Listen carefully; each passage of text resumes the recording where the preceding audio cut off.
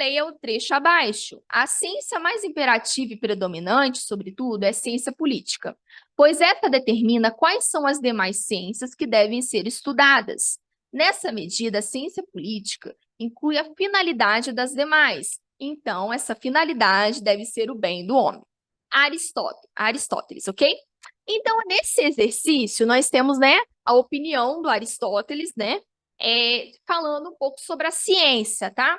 Dando a opinião dele sobre a ciência. Ok. A pergunta, então, né, o gênero textual utilizado pelo autor qual é? Letra A, propaganda. Letra B, enciclopédia. Letra C, texto didático. Letra D, texto de opinião. Ou letra E, texto prescritivo. Vamos analisar, né? Aqui ele está falando sobre a ciência, ok? Nesse caso, está dando a opinião dele. Então, vamos ver qual seria a resposta. Propaganda não é, né? Já que não tem nada aqui dizendo de cartaz ou nada a respeito. Enciclopédia não, porque na verdade a enciclopédia ela é um exemplo, né? Ela vai descrever algo, então não é. Texto didático também não. Texto prescritivo, não tem nada prescrevendo aqui, tá? Então, na verdade, a letra D, texto de opinião, ok? Essa é a resposta. Número 2, segundo exercício. São Paulo, 18 de agosto de 1929. Carlos Drummond de Andrade.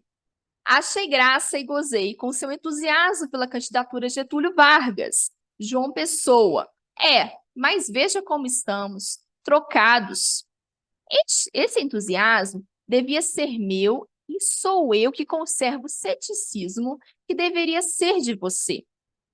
Eu contemplo numa torcida apenas simpática a candidatura Getúlio Vargas, que antes desejara tanto, mas para mim, presentemente, essa candidatura única aceitável, está claro, fica manchada por essas fases flagílimas de governistas mineiros gaúchos paraibanos, com democráticos paulistas, que pararam de atacar o Bernardes, e oposicionistas cariocas e gaúchos. Tudo isso não me entristece. Continuo reconhecendo a existência de males necessários, porém, me afasta do meu país da candidatura de Getúlio Vargas, repito, única aceitável. Ok? A carta é um gênero textual em que existe sempre um emissor e um receptor, tá? Então, nós vamos ter na carta, geralmente, um remetente e um destinatário.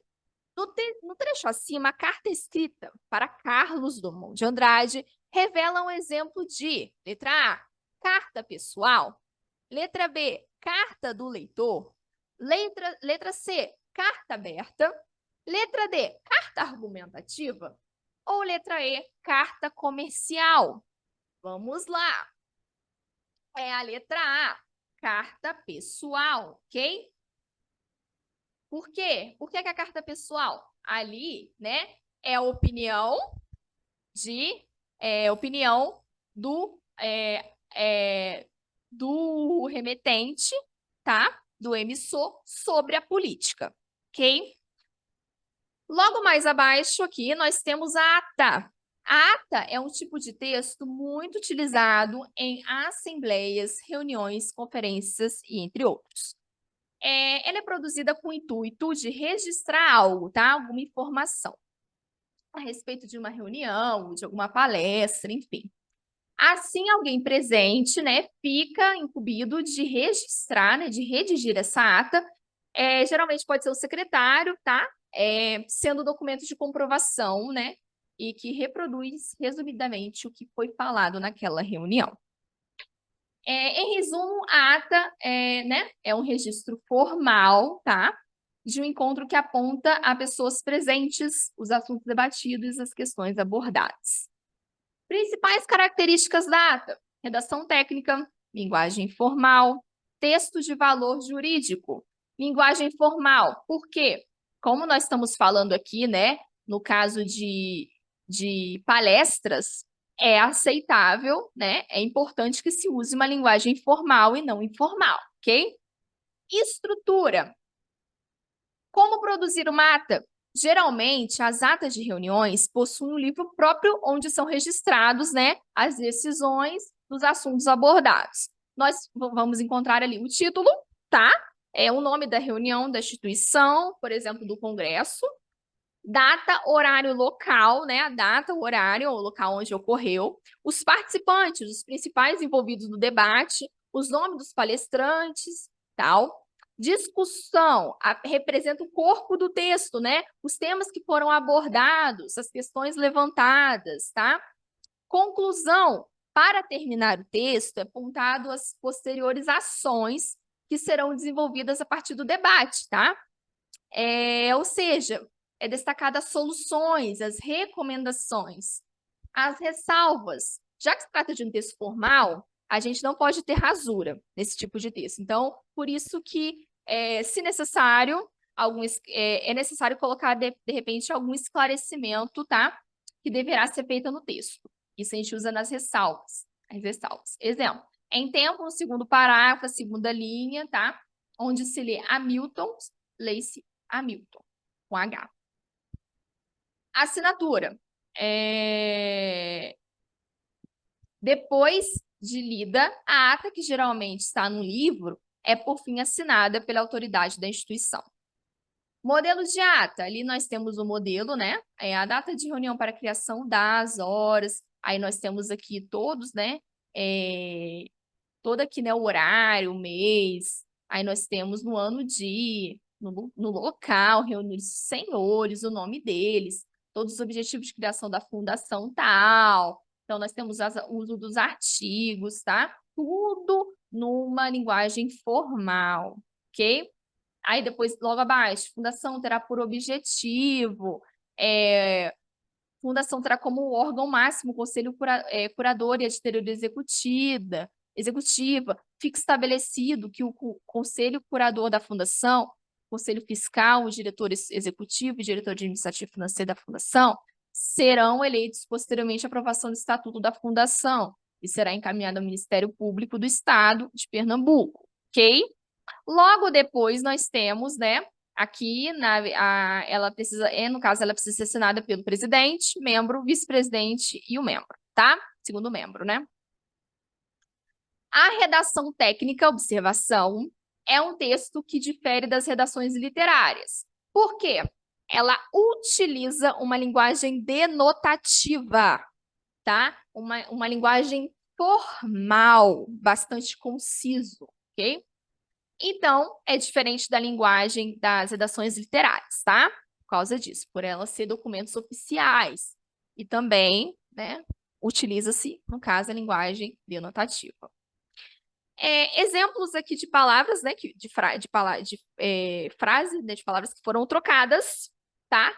Então, devido ao fato de que foi trocada por causa, em vez de, foi trocado por escreva, servimos no da presente para informar, informamos, acusamos o recebimento, recebemos. Então, são expressões aqui, né? Utilizadas, mas de uma forma mais formal. Ok? Prontuário, né?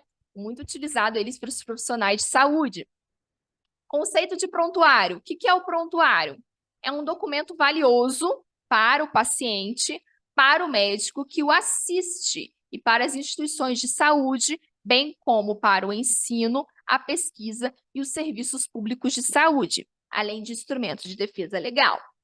Tipos de textos de prontuários, ok? Ele pode ser analógico ou digital, tá? É um documento técnico, tá? São eles descritivos, narrativos, dissertativos, que vem, na verdade, como diagnósticos, tá? Transcrito e redigido pela equipe de saúde. Por construir um documento, o prontuário é um documento. É recomendável adotar linguagem de padrão culto, muito importante, e ortografia de acordo com as normas, tá? O que devemos evitar escrever nos prontuários? Expressões desgastadas pelo uso abusivo, como devido a, muito uso de devido a em decorrência de Falhas de grafia. Por exemplo, umbilical. Na verdade, eu quero dizer umbilical, não umbilical, né? Esterilizar, no sentido de esterilizar, seria o correto. Não usar termos subjetivos, como infecção violenta. Não, infecção grave. Recuperação dramática. Não, recuperação rápida. Dor importante. Dor digna de nota, né? Aqui, no caso, é mais necessário que se use, né, umas expressões mais objetivas, né, e não subjetivas. Abreviaturas, siglas, não temos que ter, tá? Sinais impróprios também não. Importante, o uso inadequado e abusivo de reduções, taquigrafias, regionalismos e siglas de uso pessoal poderá ocasionar, em relação aos muitos consultores do prontuário, justo constrangimento ou falsa compreensão, tá? Então, nós temos que evitar siglas, ok? Evitar sinais como substituto de palavras, evitar abreviações de palavras, tá bom? Então, tomem bastante cuidado, né? Quando for redigir um prontuário, né? Quando for escrever, tomar cuidado, sim, as normas cultas da língua, tá ok? E sempre utilizando uma linguagem formal, uma linguagem culta, ok? Padrão culto. E depois nós temos as referências bibliográficas, tá? Finalizando-se o conteúdo de gêneros textuais. Todos esses assuntos abordados vocês encontram na apostila de vocês, tá? Lembrando que nós tivemos aí, né, uma redação na qual eu passei para as turmas, uma redação dissertativa argumentativa, no qual é utilizado nesse assunto, tá? Então, é como um exercício para nós praticarmos esses tipos de textos, tá bom? Obrigada e agradeço a presença de vocês na aula e espero que gostem do conteúdo, tá bom? Abraço.